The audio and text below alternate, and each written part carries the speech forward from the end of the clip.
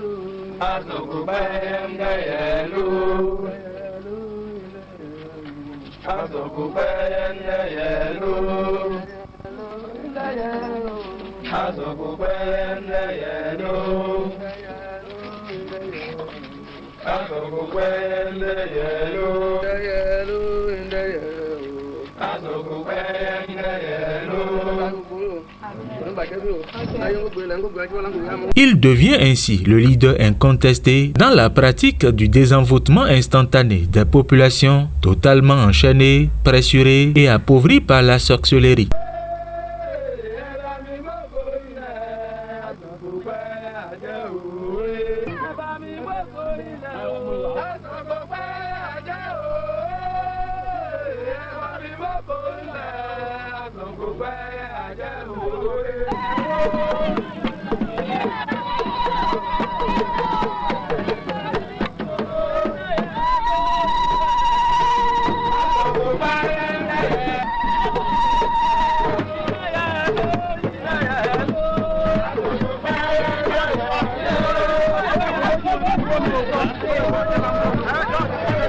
Très tôt, El Hadj Adam Abibou Olobe a été décelé par le feu général Mathieu Kérékou.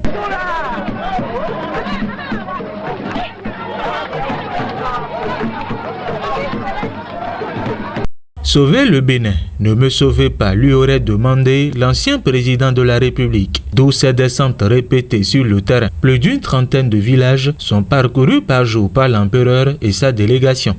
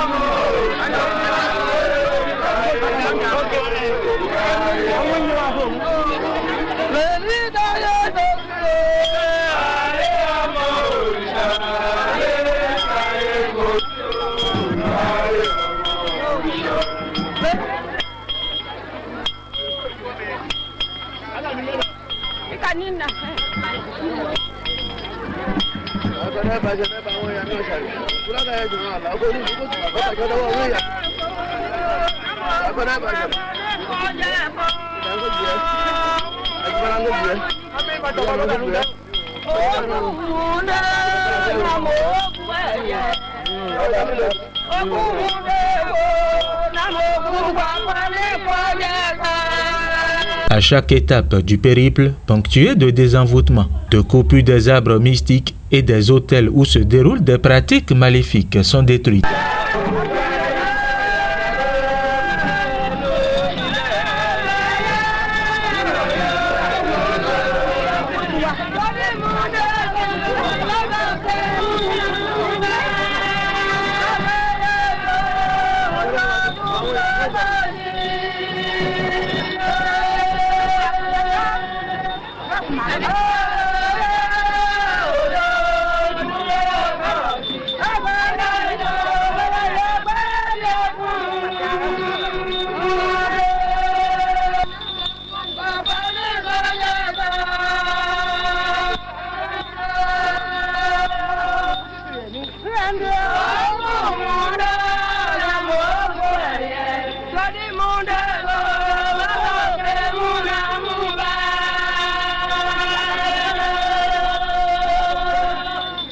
L'accueil, de même que la joie des populations, des sages et des têtes couronnées reste légendaire. Une foule impressionnante de curieux, d'hommes et de femmes éreintés de subir les supplices de la sorcellerie trouvait en lui un vrai sauveur, un libérateur.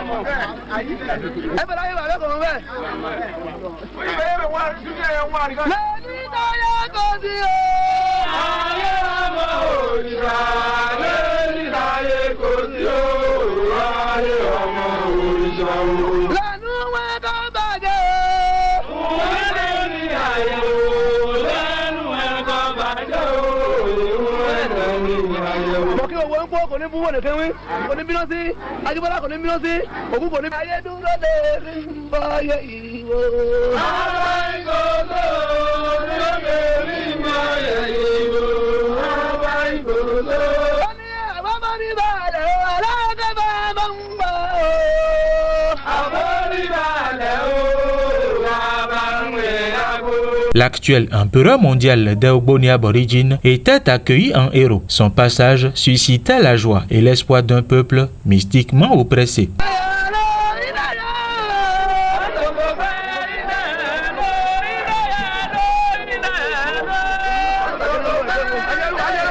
Ils sont fatigués de voir la sorcellerie régner en maître et cette purification des milliers de citoyens béninois s'avère indispensable. En effet, dans le département des collines jusqu'au nord du Bénin, le nom Oolobé est connu de tous et fait fuir les méchants.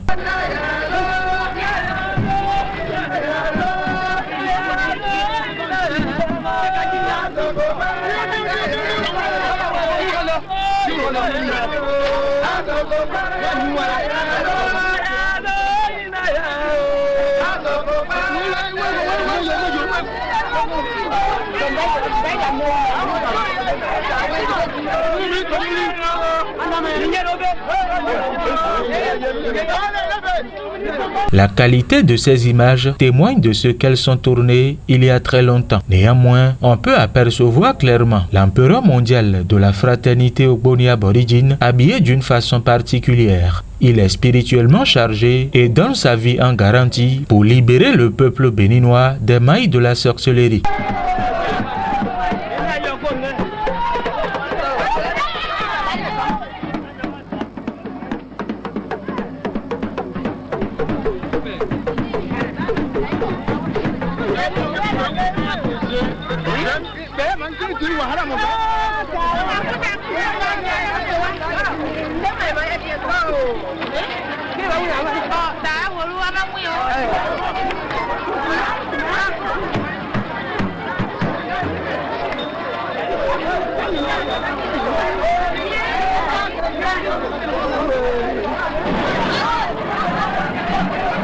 Selon ses dires, cet habit mystique pèse plusieurs kilos et ne peut être porté par n'importe qui. Il faut avoir le pouvoir mystique requis et la bénédiction de Dieu le Père Tout-Puissant.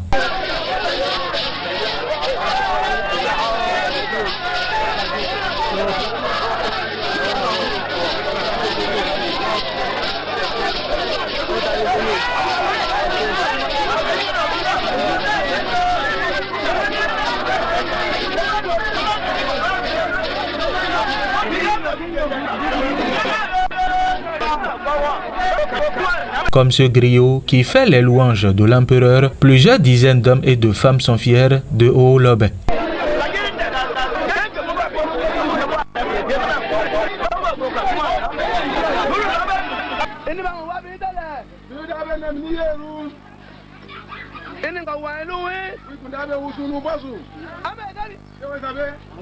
Cette marche est parfois faite à pied et les populations en sont ravies.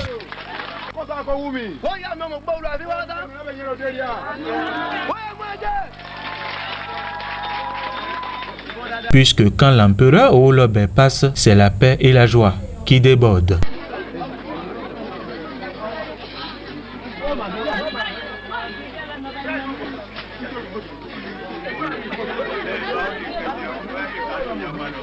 Pendant 22 ans, c'est une lutte implacable qui a été menée pour purifier une bonne partie du centre et du nord Bénin.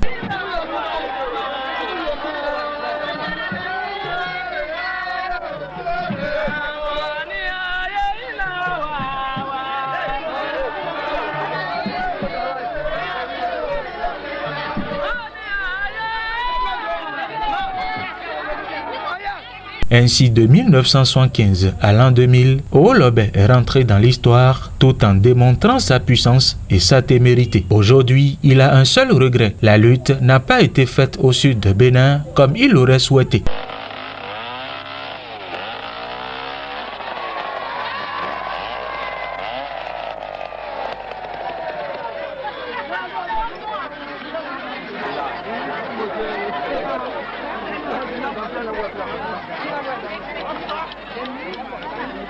À bord de cette voiture 505 couleur grise, El Hadj Adam Abibou Oolobé et sa délégation ont sillonné plusieurs villages, hameaux et arrondissements pour le même exercice.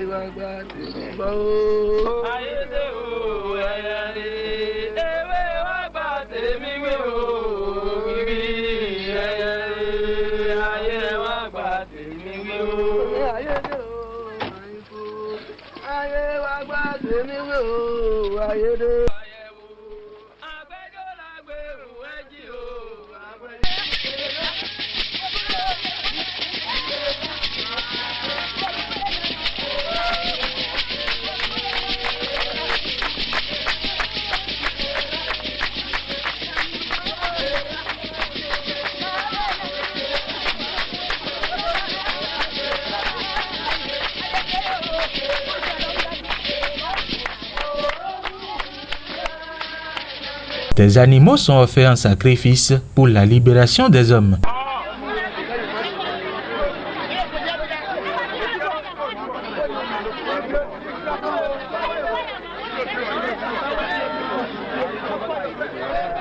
Il est clair que l'empereur mondial des Ogboni aborigines n'est pas un néophyte dans la spiritualité. Il se dit fier d'avoir contribué à sa façon à la paix au Bénin. Ceci avec l'autorisation du feu général Mathieu Kérékou.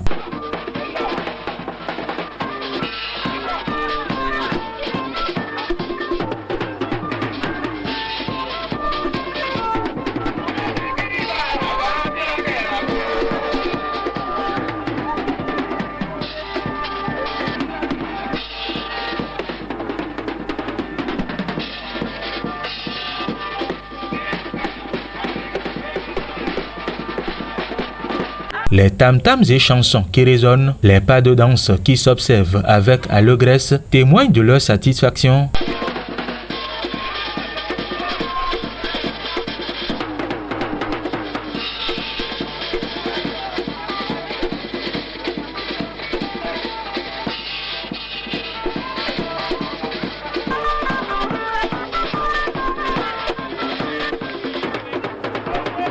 L'empereur lance ici des pigeons pour rétablir la paix.